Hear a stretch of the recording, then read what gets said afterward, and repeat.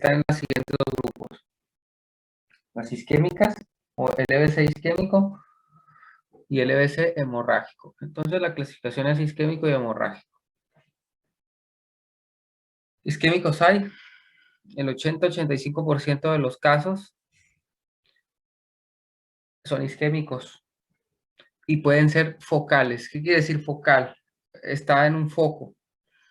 Hay obstrucción arterial o venosa, o puede ser difuso esto. O sea, puede ser que haya sido por una parada cardíaca, por falta total de oxígeno, por baja perfusión.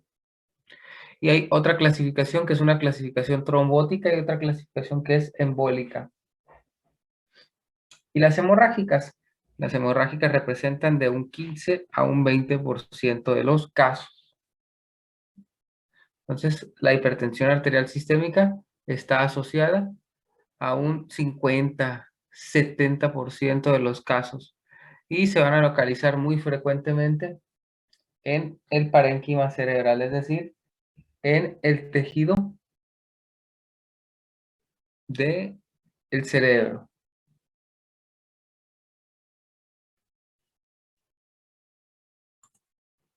Entonces, en las pruebas de imagen vamos a ver este tipo de sucesos. Vamos a ver que en una imagen donde hay un EBC del tipo isquémico, vamos a ver una zona de penumbra. En la zona de penumbra es cuando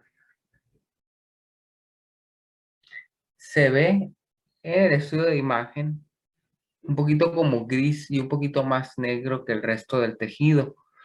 Eso indica que toda esa área se ha llenado de, o más bien ha estado carente de irrigación. Mientras que en un EBC hemorrágico tenemos que lo que está pasando es que en el mero tejido hay una opacidad, hay una intensidad. O sea, se ve más blanquito, se ve muy blanco, se ve muy reforzado.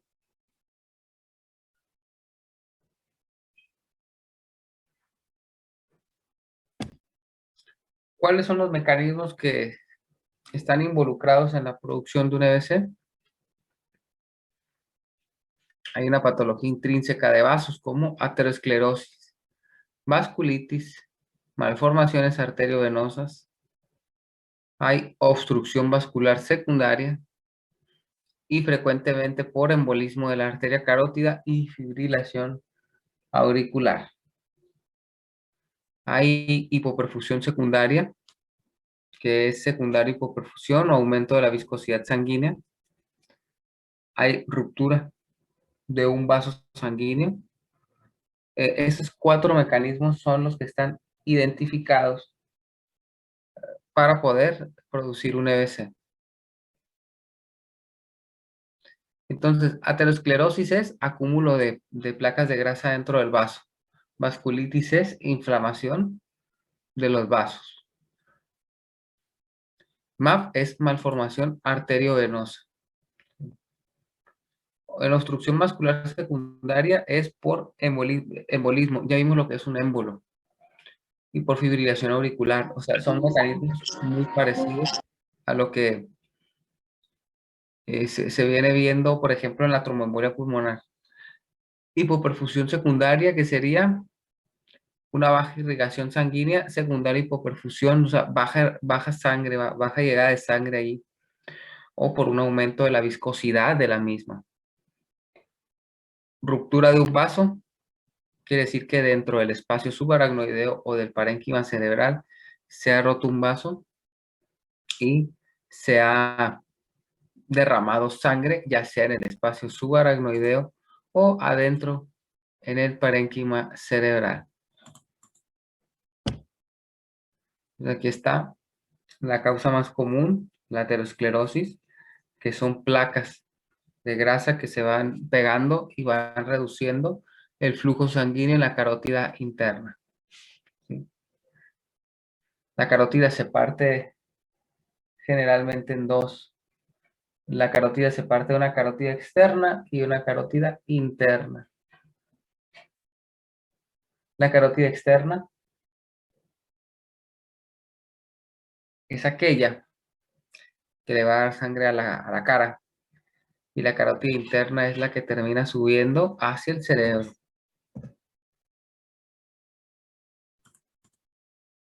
Entonces aquí tenemos lo que puede suceder cuando se tapa una arteria, ya sea a nivel cerebral o a cualquier nivel. Una oclusión de la arteria, un taponamiento de la arteria va a provocar que el flujo sanguíneo cese, que el flujo sanguíneo se acabe. Y todo lo que está después del taponamiento, todo lo que está después de la obstrucción, queda desprovisto de sangre. Aquí están las hemorragias intracraneales. En las hemorragias intracraneales tenemos que puede haber distintas causas. Esto es simplemente como dato cultural. Por ejemplo, ¿cómo se ven las distintas lesiones? Tenemos hemorragias intraparenquimatosas, subaracnoideas, hematoma epidural y hematoma subdural.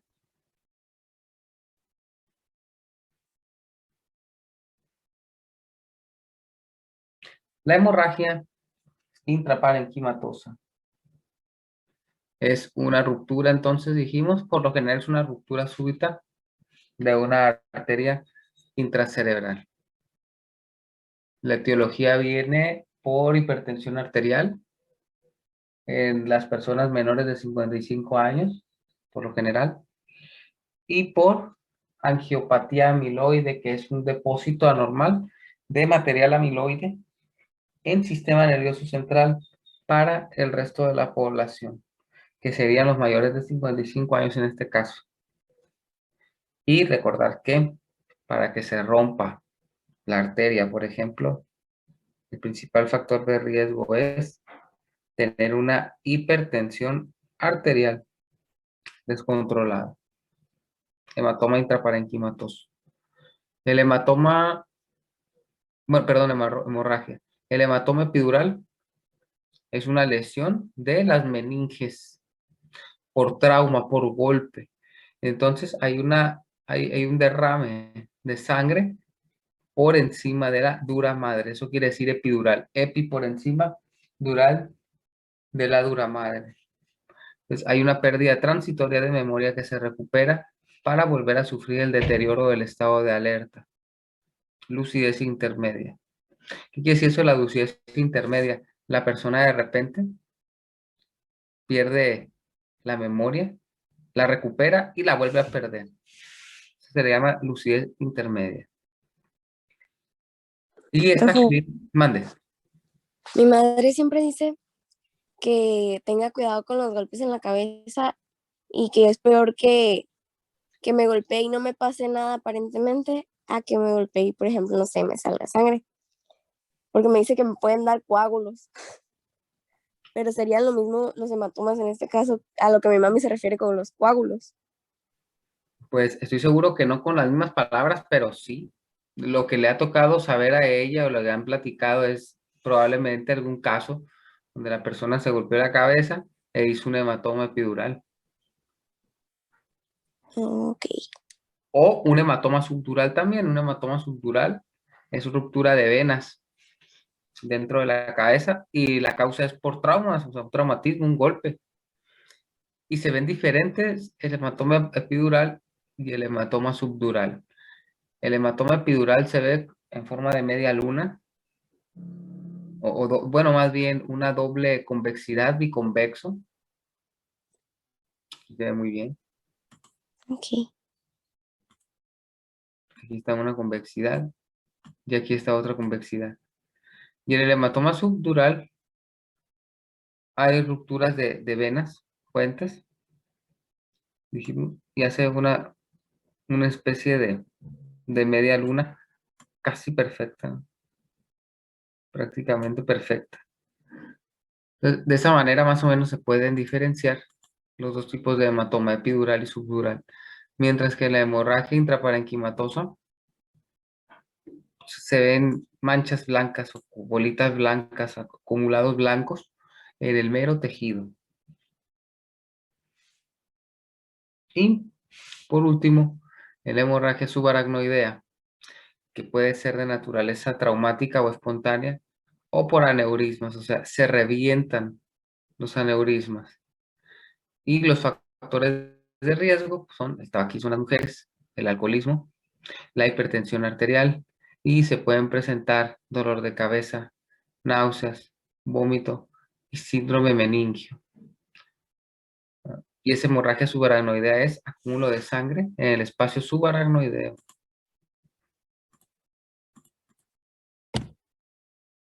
Entonces, ¿cuáles son los factores de riesgo para una EBC? Los factores de riesgo para una EBC son la edad avanzada, que no es modificable, el género masculino y la genética.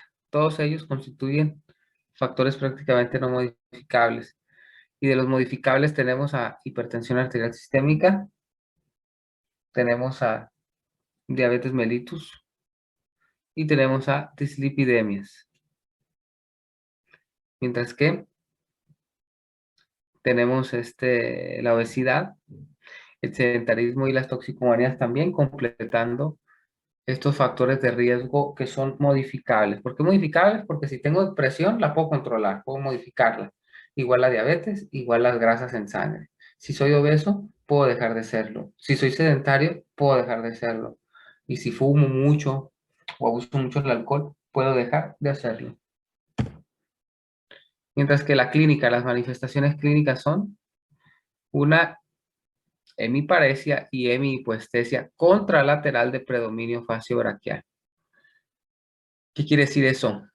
Hemiparesia es una parálisis, pero a la mitad. O sea, se paraliza a la mitad. Y hemihipoestesia quiere decir que la mitad queda con baja sensibilidad. Contralateral quiere decir al otro lado de la lesión. Y de predominio facio-braquial quiere decir que predomina en cara y brazo, facio-braquial.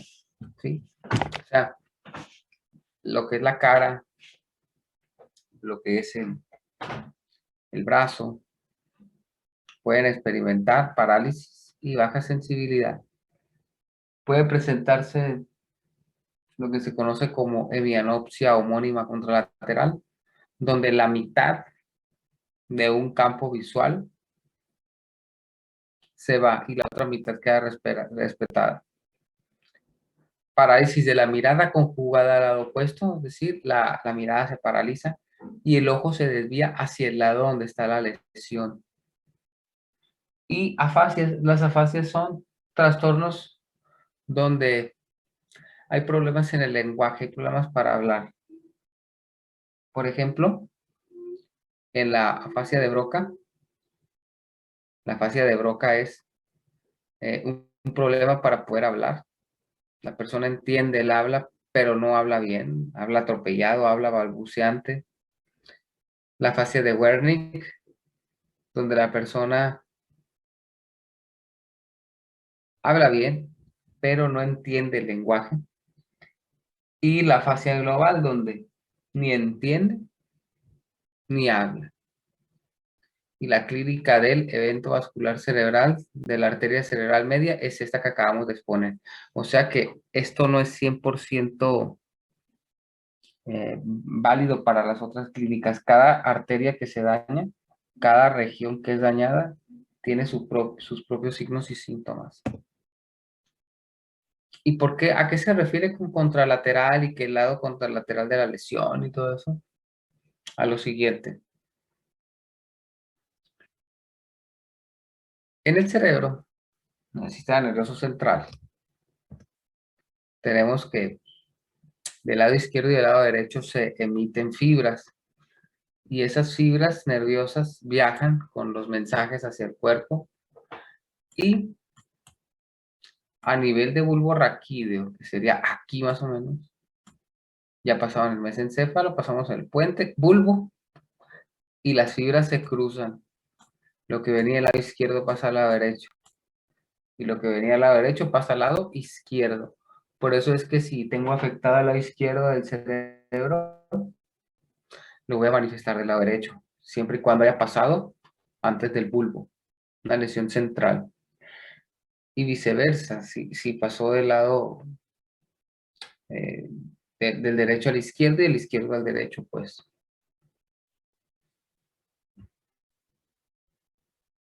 ¿Sí?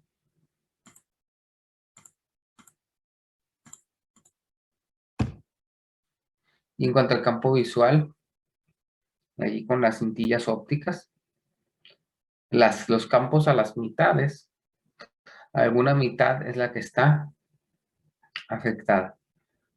Y la mitad que está afectada, pues es contralateral o es del lado opuesto a donde está. En el caso de las cintillas ópticas, más o menos se da algo muy parecido a lo del cruce de fibras, porque el resultado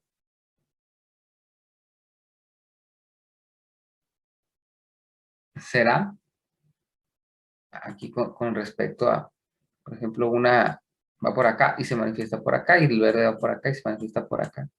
Entonces también son contralaterales y también hay cierto tipo de cruzamiento, y eso se puede dar en la arteria cerebral media, en la clínica de la arteria cerebral media. ¿Y qué tenemos con los signos y síntomas de las otras arterias? Pues bueno, si la dañada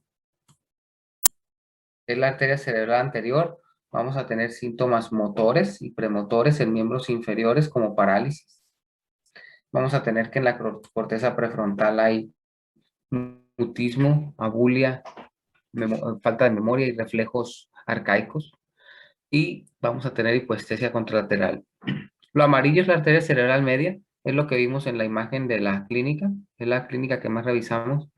Y lo azul es, por ejemplo, si se daña la arteria cerebral posterior, la cual me dice que la corteza visual primaria estará dañada y habrá una hemianopsia homónima contralateral con respeto de la mácula y ceguera cortical. Y también se va a dañar el tálamo, que sería un síndrome talámico. El tálamo es un sitio de relevo. Mientras que para hacer diagnóstico vamos a encontrar muy útil y como primera opción la tomografía axial computarizada, ¿sí? Para establecer causas si fue isquémico o hemorrágico y descartar otras como tumores, patología vascular y otras. Y durante las primeras 24 a 72 horas se pueden observar lesiones isquémicas, pero eso puede cambiar, o sea, puede observarse a lo mejor una asimetría en los surcos corticales por el edema, por desplazamiento de estructuras o por aumento de la densidad de la arteria cerebral media. Entonces la TAC o la tomografía axial computarizada es superior para la visualización de sangrados y calcificaciones, mientras que la resonancia magnética me va a servir para ver infartos chiquitos de menos de 5 milímetros o medio centímetro de la fosa posterior, además de la médula espinal. Y el tratamiento en fase aguda, hay que procurar medidas generales, evitar hipertermias, o sea, que se suba mucho la temperatura, las hiperglucemias, evitarlas, la elevación excesiva de la tensión arterial, así también descensos bruscos de la temperatura.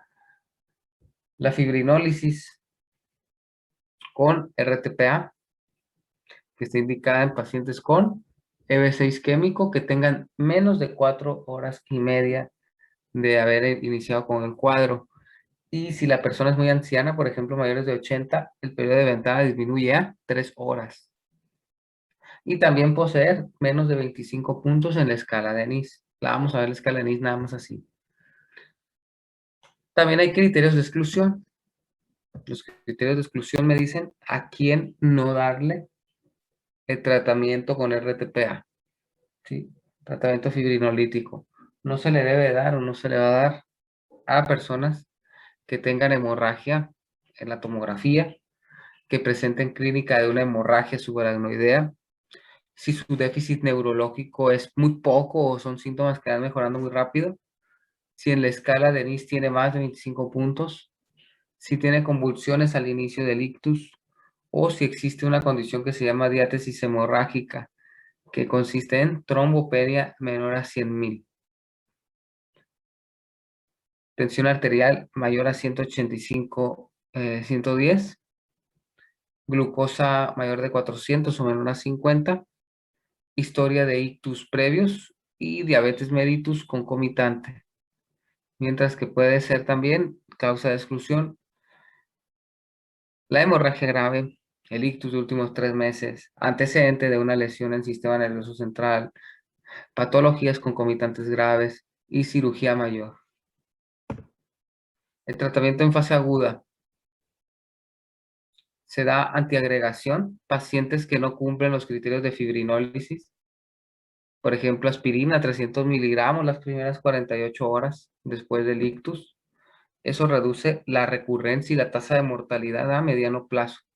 Y la prevención primaria estaría dada por tratamiento de la presión arterial sistémica que reduce posibilidades de ictus hasta en un 42% siempre y cuando se bajen de 5 a 6 miligramos de mercurio, 5 a 6 milímetros, perdón, de mercurio de la tensión diastólica.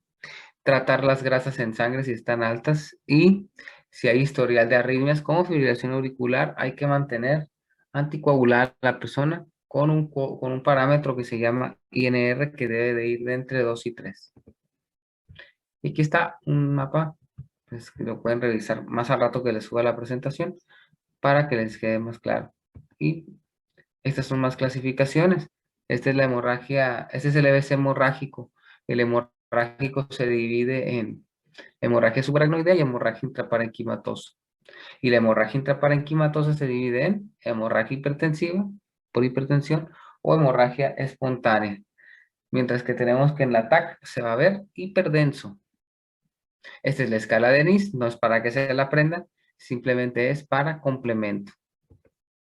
Ahí están un poquito de referencias. ¿Comentarios, dudas, preguntas? A ver.